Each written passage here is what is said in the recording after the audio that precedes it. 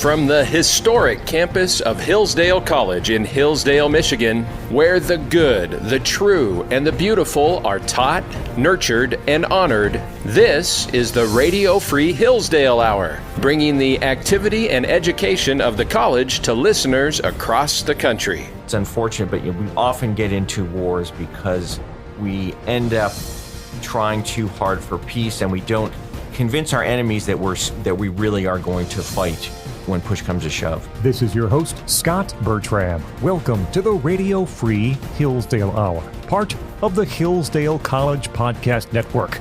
That was Dr. Mark Moyar, William P. Harris Chair of Military History here at Hillsdale College, as we mark two anniversaries in today's show. First, the Vietnam War at 50, and later, the Great Gatsby, the novel, at 100.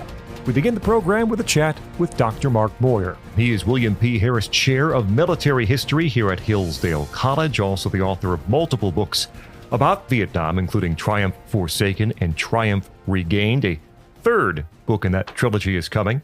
MarkMoyar.com is his website. Dr. Moyar, thanks so much for joining us. Great to be with you, Scott. Talking today about Vietnam. We are 50 years on from the fall of Saigon, and some of the lessons that shaped American foreign policy for the 5 decades since the fall of Saigon.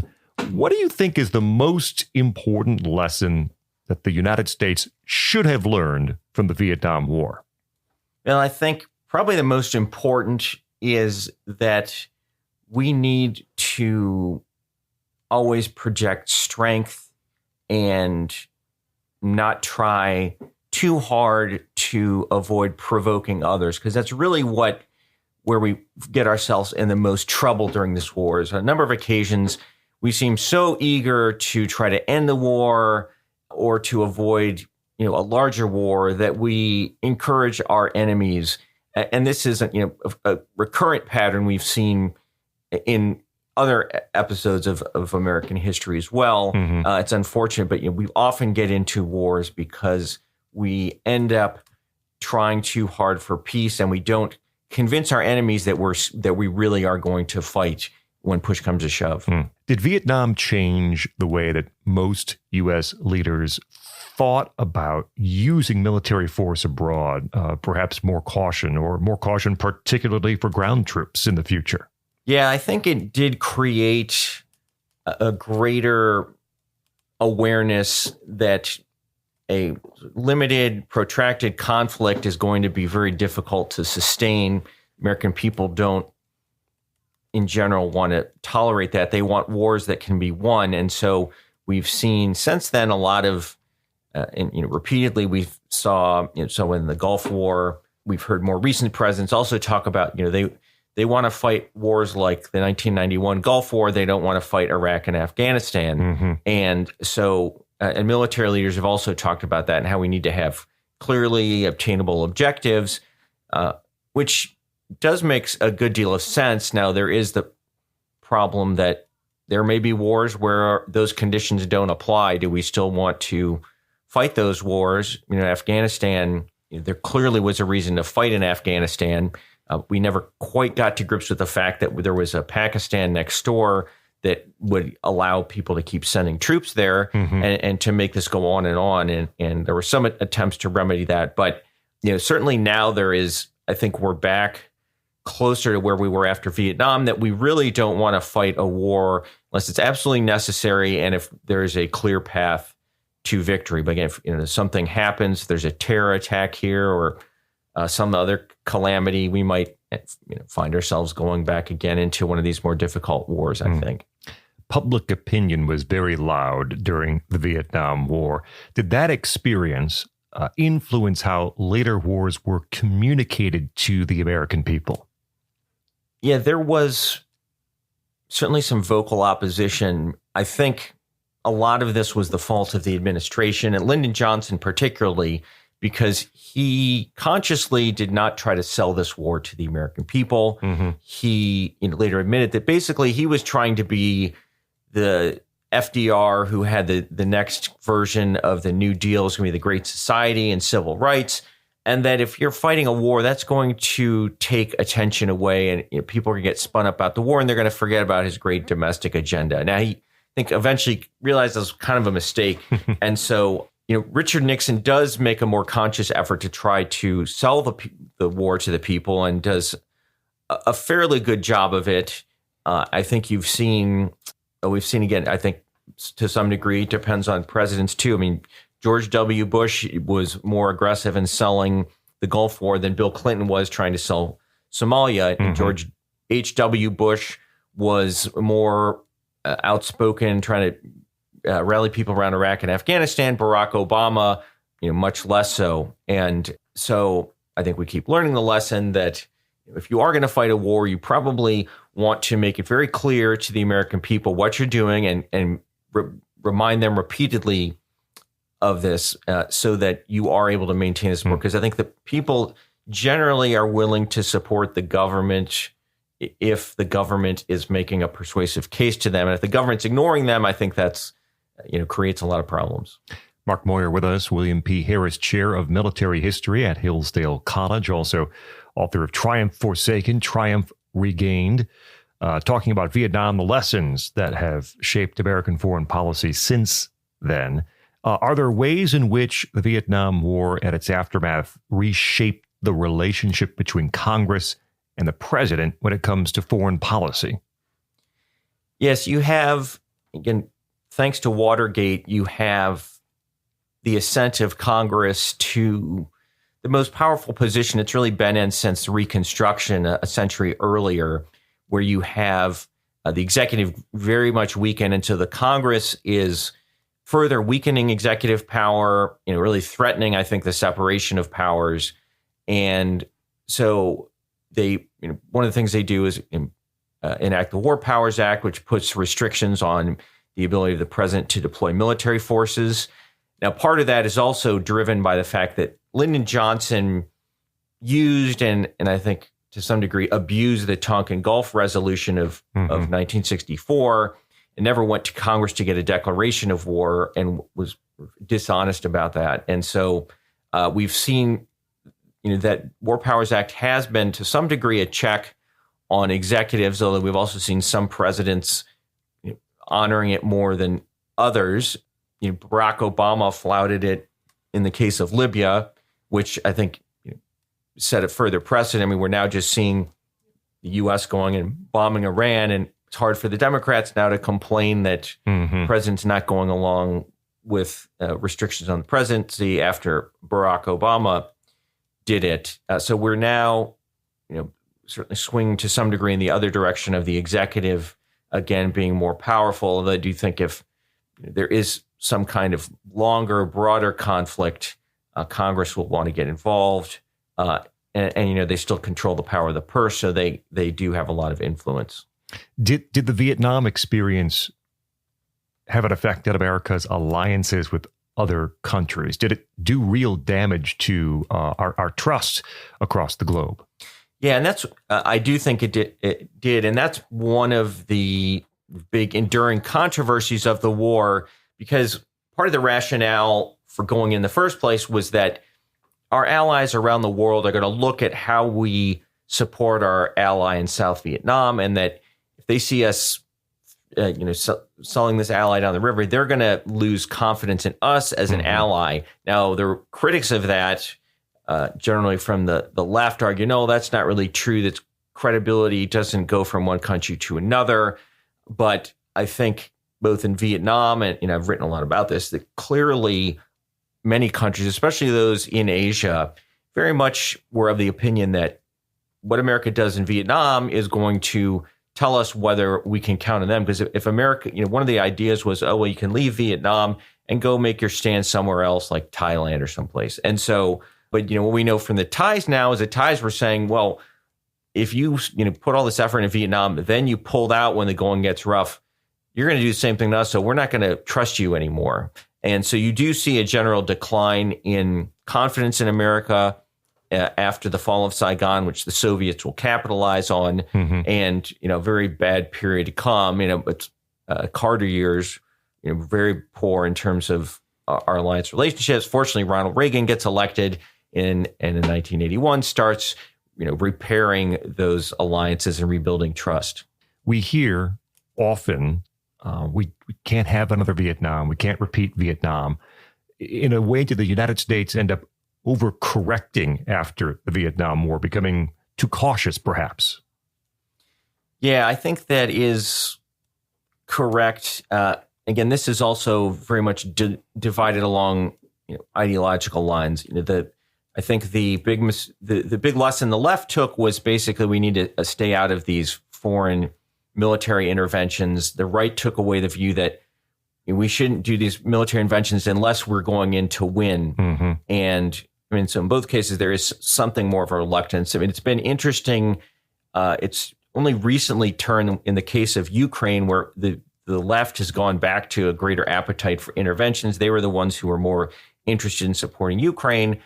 Although you don't have Americans there, so I think if Americans start getting killed, you'd start to see that same sort of reluctance. But for many years, the left brought up that this is going to be another Vietnam as an excuse, especially when Republicans were in office. And usually, I think when people talk about that, they don't really have a very good idea of what another Vietnam actually means, because every conflict is different in some ways. And so I think we need to be careful of drawing those kind of comparisons. Mm-hmm. What about positive changes in the military when it comes to tactics or strategy, structure, positive changes that perhaps came out of some of the failures in Vietnam? Well, there were some very good lessons learned about counterinsurgency, and as well as I think some inaccurate lessons. And those get buried for the next 25 years, or 30 years really, because there's this general perception that we're not going to fight another Vietnam War again.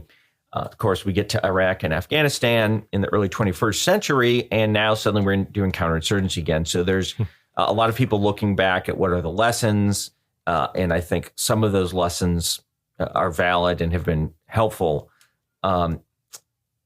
We have the military, certainly in terms of strategy, has been more focused on, again, how do we make sure that we win decisively. Mm-hmm.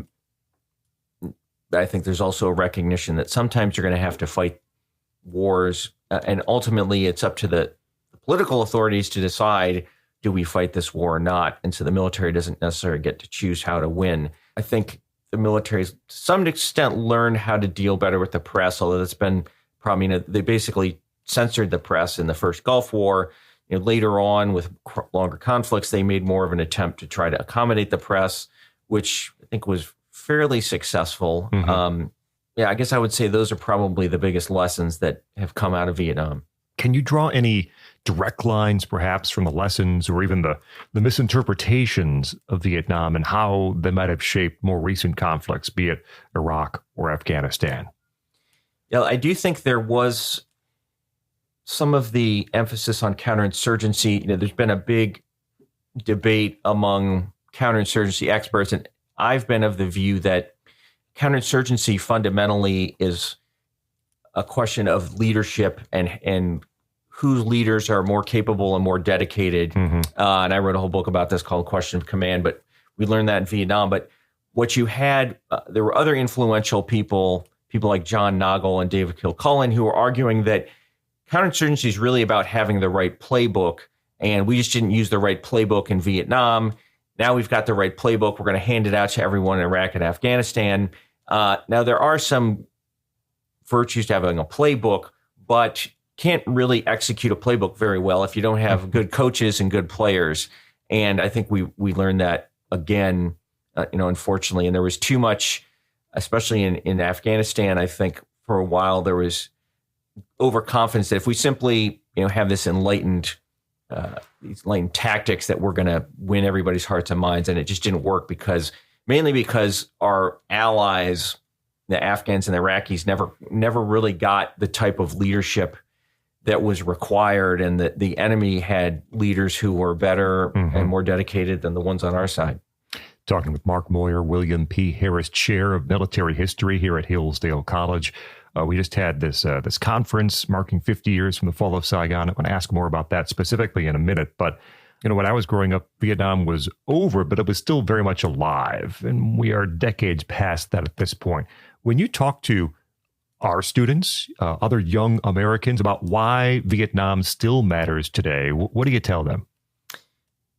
Yeah, I tell them that, first of all, it has been part of a key part of an effort to rewrite the nation's history, which you see from the dominant narratives now that we get from academia that are taught also in high schools. The left-wing baby boomers, were formed in the Vietnam era and developed a negative, in many ways, negative view of American history. And Vietnam, to a large extent, kind of drove their views. And again, I think they misinterpreted Vietnam. But if you interpret Vietnam the way they do, this shows that the United States is this bungling, racist, violent nation. And so for them, Vietnam's exhibit one as to what's wrong with the United States. And so if you really want to understand your nation, you need to understand Vietnam, because it's, I don't think it's what people say it was. And it was in many ways, this noble crusade that went awry. And so I think it is very important. And that's really what we try to get across to them, because it is now more distant. So they don't have the same memories. And some of them, many of them haven't even seen the Vietnam movies that, when you and I were growing up, everybody had seen, Full Metal Jacket, right, Platoon, Apocalypse Now, and Rambo. And so actually, I do show them some of these movies to kind of familiarize them. There are a few buffs who know that, but for a lot of them, Iraq and Afghanistan are much more, relevant and current. Although even those are, I think are now fading a bit from some people's memories. But it's very, as with I think all of our nation's history really needs to be studied, and we study military history because there's so much to learn. But Vietnam is, and the reason I was drawn to it is, I think, the most controversial episode, and one that still has enormous ramifications for how we think of ourselves as a country. As I mentioned, we just had this conference here on Hillsdale's campus marking 50 years the fall of Saigon. And the videos of these great lectures are available on the Hillsdale College Freedom Library. If you search Hillsdale College Freedom Library, it will pop up. You can find the videos. Who was involved in what was discussed at that conference? Yes, we had some of the top scholars of the war who are from or leaning towards what we call the revisionist school, which views the war not as this terrible, unwinnable war, which is the sort of orthodox view, but rather as a war that made some sense and in which we had a good ally, but we just didn't execute well.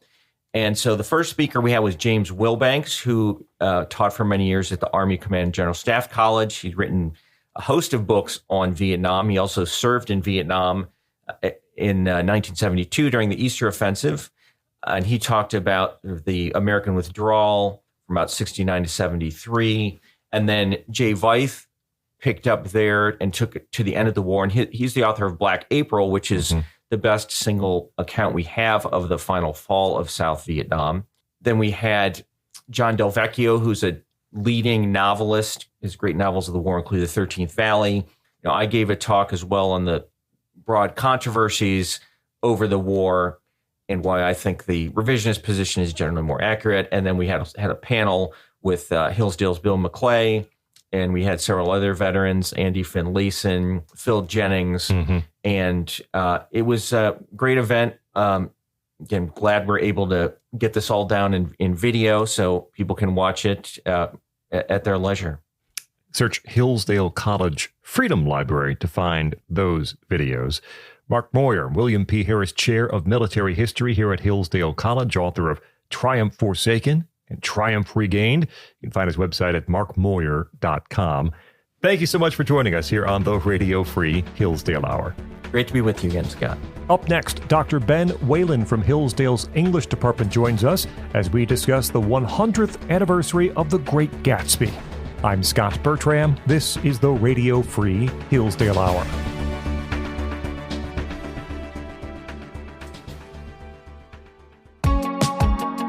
This show is a part of the Hillsdale College Podcast Network. If you like what you hear, please subscribe to your favorite.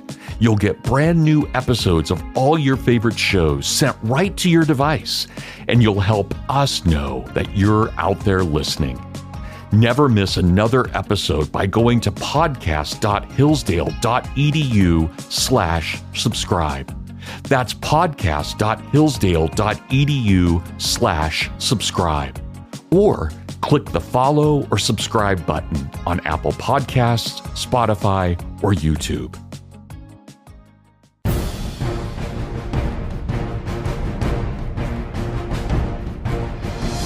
Welcome back to the Radio Free Hillsdale Hour. I'm Scot Bertram. Be sure to check out the Hillsdale College Podcast Network, featuring additional episodes of this program, plus all sorts of great Hillsdale College audio. Find it at podcast.hillsdale.edu or wherever you get your podcasts.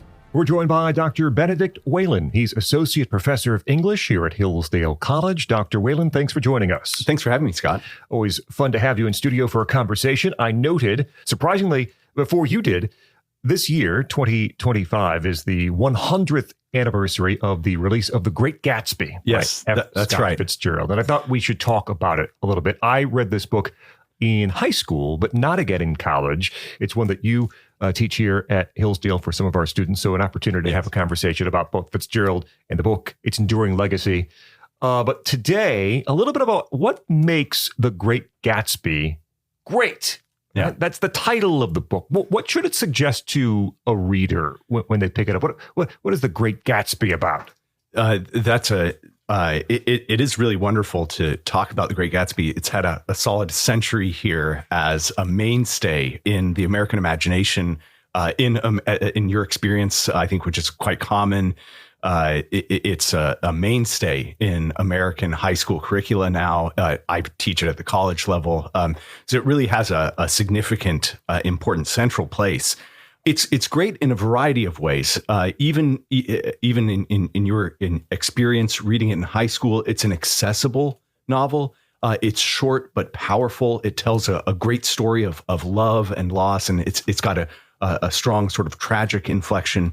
But even on the collegiate level, then, it's quite interesting to study as a work representative of certain important aspects of American culture and thought, especially in the 1920s, and aspects that I think have resonated for the last 100 years. So it's great on a variety of levels, both representative of its era, but then also in the power and punch of the story itself. This our main character here of Gatsby, why is he such an unforgettable character, and does his character specifically contribute to the novel's greatness? Yeah, so one of the important things to remind listeners is that the novel is told in a first-person narrative, but the narrator is not Gatsby. Right. It's this other character, Nick Carraway, and so he ends up neighbors of this other young man who's about the same age. They're in they're about 30 years old, and they end up neighbors. And so we meet Gatsby and see him through the eyes of this first person narrator.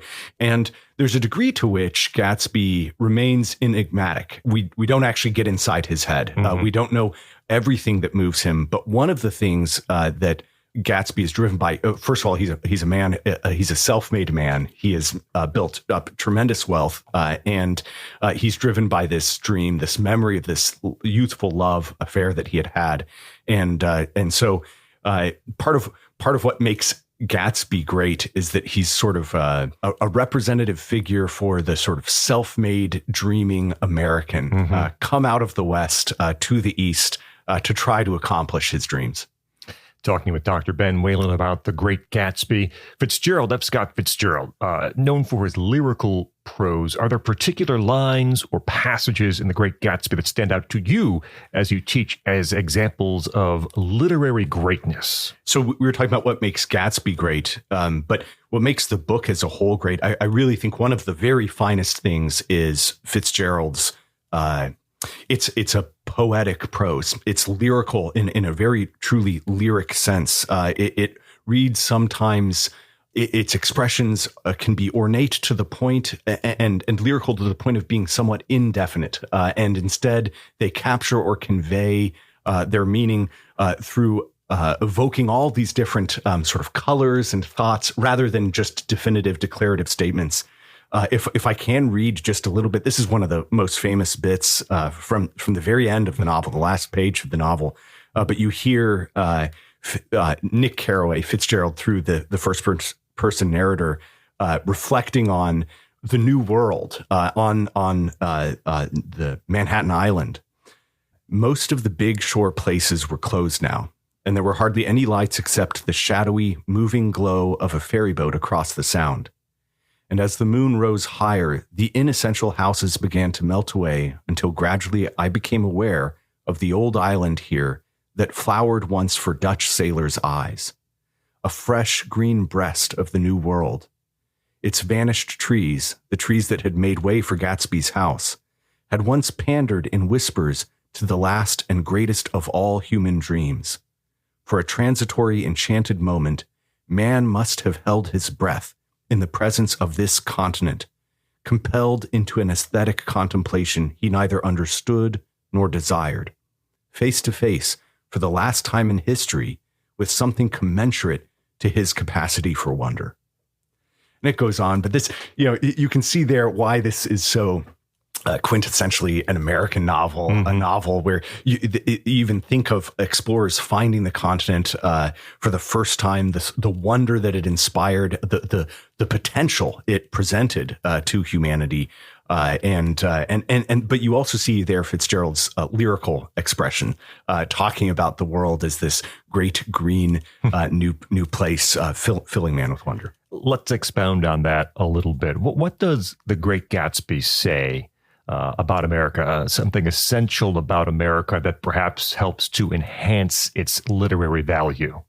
Yeah, the couple of things. One is certainly, I've already mentioned that Gatsby is a man driven by dreams. And so this is something we could talk about is, of course, the American dream and what that means. The novel is certainly involved with dreaming, but then also I think one of the really important features of the novel, in fact, is youthfulness and the sense of potential. So the sort of sense of growing strength and ability to act. And then the question of how do you use your strength? How do you act? What are you driven by? What are you moving towards? And all of that, I think, is really consciously presented in the novel. And it's a really rich expression, I think, of, America in the 1920s there at the beginning of the American century. How much of The Great Gatsby's greatness? Now, you mentioned earlier, we never quite get inside Gatsby's head. It's told by a different narrator. How much of the greatness of the book lies in what it suggests to the reader rather than what it explicitly tells us? Yeah, that it is a novel that just to remind listeners, first of all, it's a very short novel. Yes, it's a quick read. I mean, I think you could read it in 5 hours or less. It's a day at the beach. Yeah, that's The Great Gatsby. No, that's exactly right. Great summer reading, and it's a story that moves along, and so it's not a novel that lectures you. Instead, it moves by light and lyrical touches. And so part of the greatness is that it doesn't belabor a point. Instead, you end up, I think, contemplating with Fitzgerald what it means to be young, to be moved by dreams, and to be moved by memories, and the way in which memories and dreams shape and direct human actions. The brevity of the novel, it's 200 pages or so, around there, depending on the edition, of course. Yeah. Does that brevity say something about the book? I mean, you could have got on for 400, 600. So many great books are much longer than this. What does the brevity say about The Great Gatsby? Yeah. It's one of the things about it, again, as I'm talking, it's sort of representatively American. It does have this quality of being a fable. And I think that is important in relation to its brevity, right? Fables, Aesop doesn't go on for so long. And Fitzgerald doesn't here either. I think that's actually contributory to its greatness as a book, is that its form and its content work together. So its brevity of length, it contributes to its sort of fable quality, and that also works in tandem with its lyrical quality to give you this punchy, poignant, brief vision of a thing. Talking with Dr. Ben Whalen, Associate Professor of English here at Hillsdale College, about The Great Gatsby. There are various themes here. We'll explore a few more in detail in future conversations. But we have illusion, we have hope, we have disillusionment. What are the themes here in The Great Gatsby that helps give the book its staying power? Well, first of all, the story is simply one of a sort of tragic pursuit, a tragic effort to recreate a love affair that had occurred, and it's just sort of doomed to failure. And so there's this sense of the inability to recreate the past, or simply to live in the past. At the same time, the sense that you cannot escape your past, and that your past informs and shapes and directs who you are. And so there's a tension there between moving forward and moving backward. And that sort of difficulty or that sort of state is part of the human condition. I think we all just know this, that to be human is to be both moving forward through time. We're temporal creatures, and to be bearing the memory of where we've been and what we've done. And so that it touches some of the most fundamental elements, and touches so in a conscious way, so that you really think about what it means to be a temporally existing, forward moving but backward looking sort of creature. Disagree if you wish. It seems to me that The Great Gatsby has become one of the most striking pieces of art reflecting the Roaring '20s here in America. Why has the aesthetic of the book and the aesthetic of the Roaring '20s become so synonymous? Yeah, that's absolutely true. I completely agree. It is representative. If we think of the Roaring '20s, I think we might think of sort of America's burgeoning industrial and banking might. Certainly, this is true. We could think also not just of the Roaring '20s, but the '20s known as the Jazz Age, the age of flappers. Fitzgerald has a great short story titled "Bernice Bobs Her Hair." So we could think of women cutting their hair short, and flappers and dancing, the Jazz Age. This is the interwar period. So we have America here before the Great Depression, which comes in 1929. We have this sort of optimism after World War I. And great sort of youthful energy of this sort of newly triumphant country. So yeah, the Jazz Age, the Roaring '20s. Fitzgerald captures all of that. One of the features listeners will remember is that Jay Gatsby buys this enormous mansion and hosts huge, splendid, lavish parties regularly. And those are, important for the plot and for what Jay Gatsby intends, but they're also, I think, representative of this sense of the Jazz Age party. And everyone comes in, and there's music and singing and all sorts of eccentricities and wildness that's good and bad, and it's some of it quite immoral. But you have this sort of exuberant expression of youthfulness there. What do you think, or what do you notice that perhaps young readers take away from The Great Gatsby that older generations might overlook, and perhaps vice versa? What do older readers appreciate from The Great Gatsby? Yeah, it's funny to talk about this as I'm getting older and reading it again and finding I really admire Fitzgerald's ability here to write a novel that is just inherently youthful. And so I think young people do. They attach to it. Or they're attracted to it. They identify with different elements in it. And yet, as I've gotten older, I really think Fitzgerald does have a sort of mature sensibility here in reflecting on aging and on memory and these dreams. And so I think older readers who come to the novel again, and I encourage readers, really, you'll find it delightful and easy. It's a great beach reading. But I think older readers will find it expresses well a sort of nostalgia for youth the young themselves can't really have. So that would be appropriate for older readers. Whereas younger readers, I think, find the sort of excitement of youth and strength and wealth and potential expressed there very well, that they, I think, would naturally gravitate towards. Did you see the 2013 the film? I did. Leonardo DiCaprio. Yes. Did it capture the novel well? What did you think? Yeah, I in fact, there Lerman, even in his use of colors and the way in which the the film, some of its different shots, and it moves even through curtains, etc.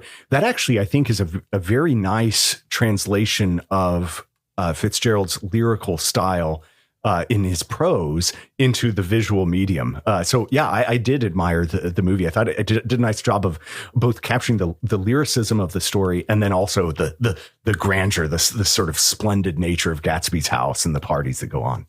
Dr. Benedict Whalen is Associate Professor of English here at Hillsdale College as we talk about The Great Gatsby from F. Scott Fitzgerald as it celebrates its 100th birthday in 2025.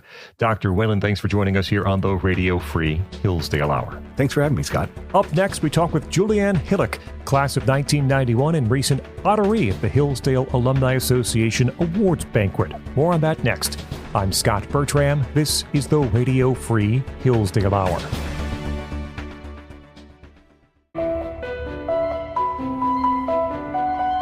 Hello, this is Jeremiah Regan, and I have some great news. We've brought Hillsdale's incredibly popular free online courses to the Hillsdale College Podcast Network. The Hillsdale College Online Courses Podcast brings you our online courses in their entirety, with courses ranging from ancient history and biblical epics to foundational political principles and the future of American citizenship. Follow the Hillsdale College Online Courses Podcast to hear new episodes every week with additional commentary and insights from our team. Go to podcast.hillsdale.edu to learn more. That's podcast.hillsdale.edu.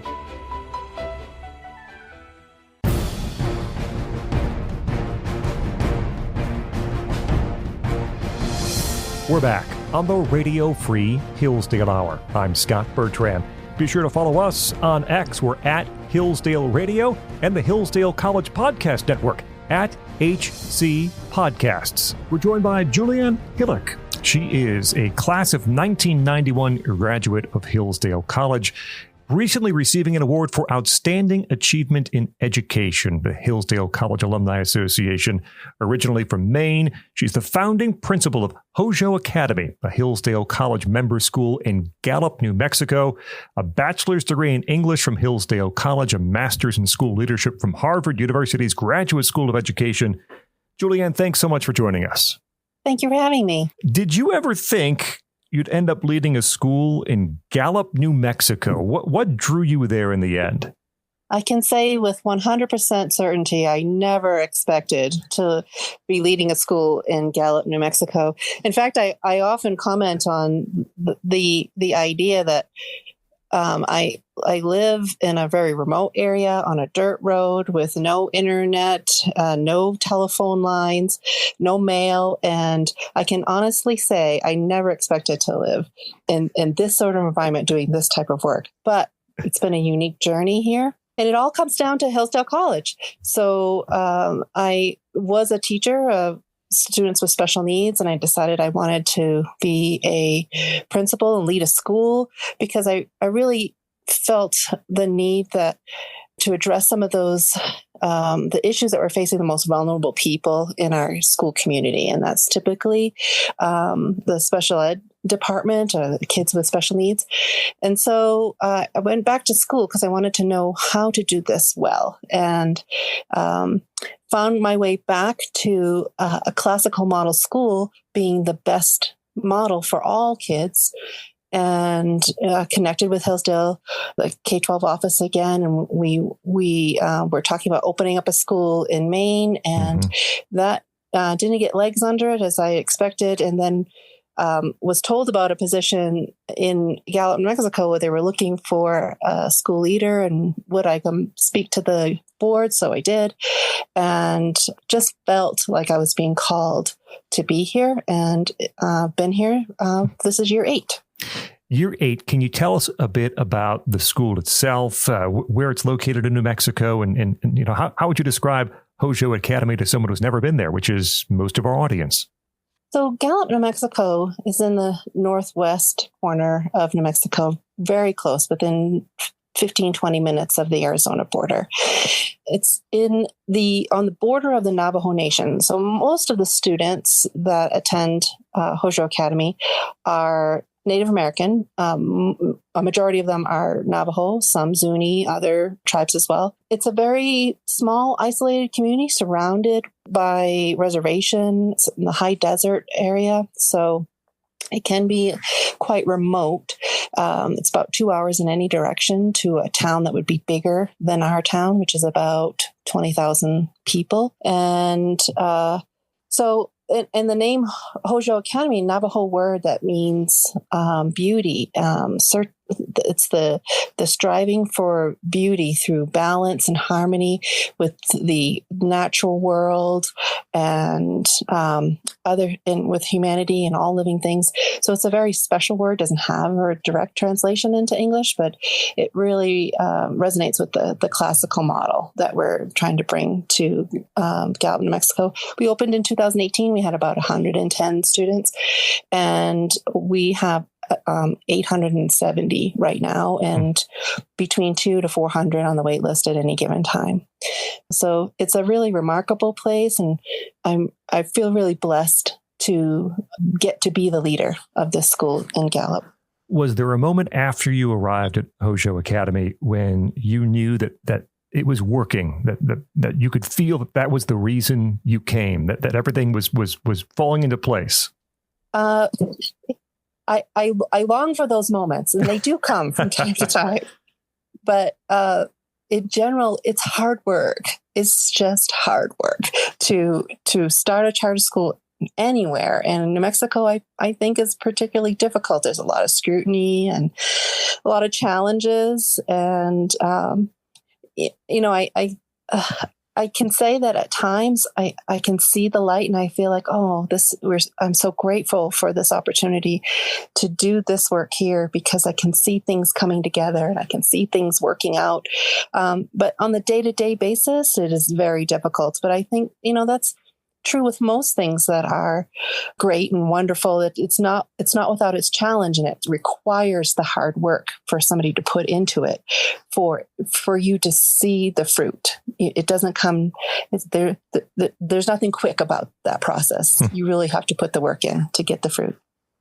How do you go from 100 students to, I think you said, almost 900 students with a waiting list in 7 years' work in Gallup, New Mexico? The strange thing about that is the first year we had a small building and no sign out front. And then the second year was COVID and we were completely shut down. The third year was COVID, shut down. And we continued to add approximately 100 students every year. We didn't have a sign, I don't think, until 21, year 21. So it was like 3-4 years in before we even had a sign identified. We couldn't have a pizza delivered. We tried and nobody could find us. And yet students were finding us. And it was all through word of mouth.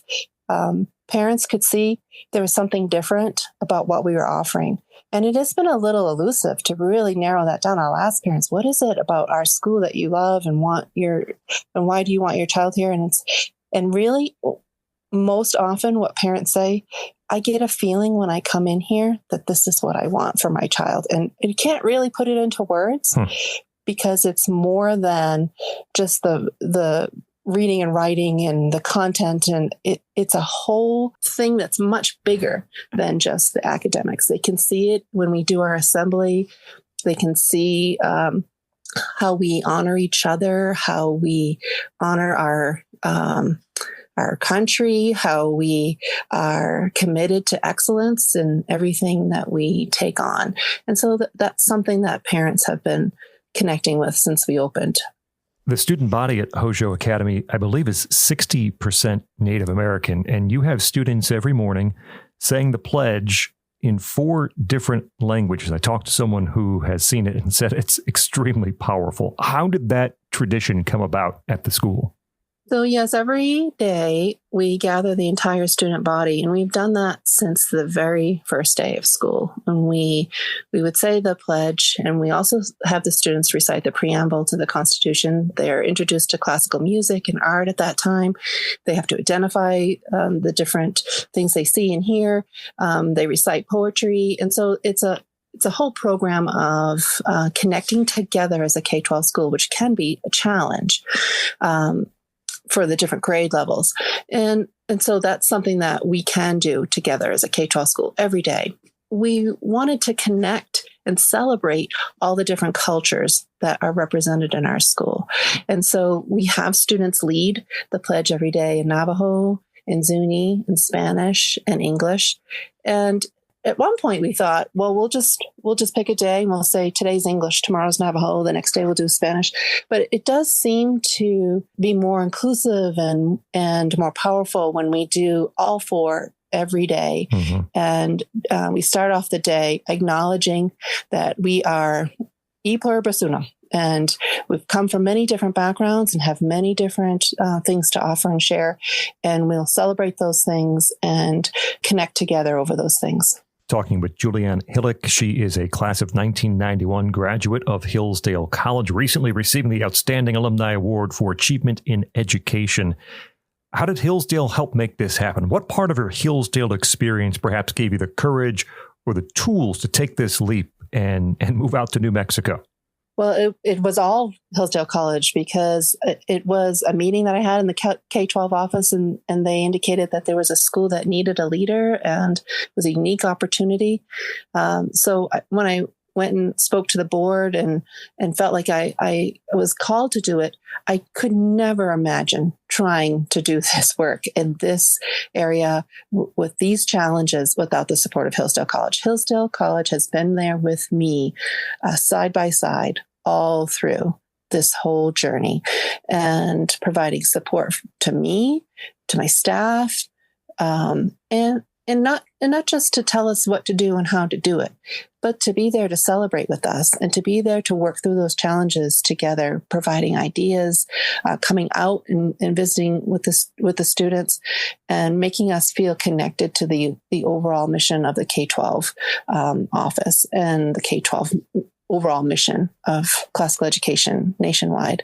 And so I really could not imagine taking this challenge on without all of that support, and I'm very grateful for it.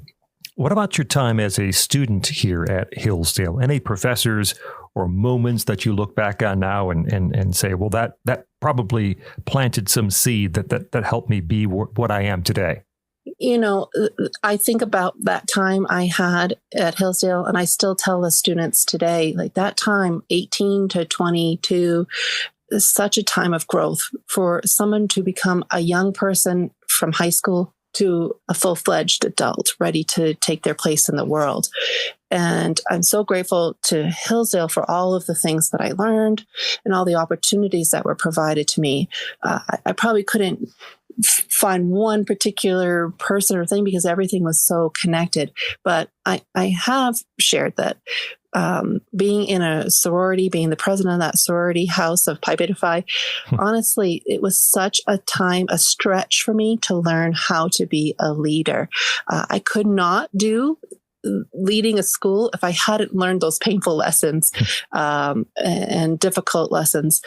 And, you know, I was learning those lessons about how to be a leader in the Pi Phi house. Well, going to listen to Dr. Connor talk about history and leaders in history and how they've had challenges and how they've overcome challenges and what they've done. And so, and then I was an English major, so all through literature, learning about humanity and how humans respond to each other.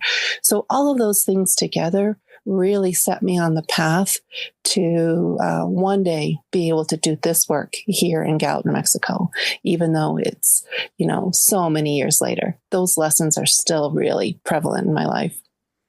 For those who have an interest in classical education, K-12 education, and perhaps bringing it to their community or helping it spread across the country, what kind of lessons or inspiration do you think they can take from what you've done?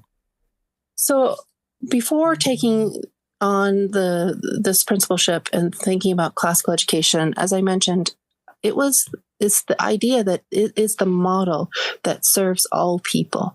Education can be a very progressive area where people are trying new ideas and they think this will work or that will work. And as we can see, the achievement gap just gets wider and wider and wider. And really, what we need to do is come back to the notion of what is the purpose of education? And it's to liberate, it's to free people, it's to set them on the course to find their purpose in life, to understand what it means to be a human and how to be a good human being. It isn't just how many points can they score on a test, or what can they do as far as a job, or a total utilitarian approach to education, putting us on some track to be functional in society. It's this bigger idea that there's more to us, and that we require more and engage more through time, through culture, through different content areas. We come to understand, what does it mean to be a human being? What is my role in this world? And how do I set myself on a path to be the very best person that I can be? And if that's what you think education should do, then classical education is the answer. Juliane Hillock is a class of 1991 graduate from Hillsdale College, recently receiving an award for outstanding achievement in education from the Alumni Association here, and also founding principal of Hózhó Academy, a Hillsdale College member school in Gallup, New Mexico. Juliane, thanks so much for joining us here on the Radio Free Hillsdale Hour. Thank you so much for having me. That will wrap up this edition of the Radio Free Hillsdale Hour. Our thanks to Dr. Mark Moyar and Dr. Ben Whalen from here at Hillsdale College, and Juliane Hillock from Hillsdale's class of 1991. Remember, you can hear new episodes every week on this station. You also can find extended versions of some of our interviews or listen anytime to the podcast. Find it at podcast.hillsdale.edu or wherever you get your audio, including YouTube.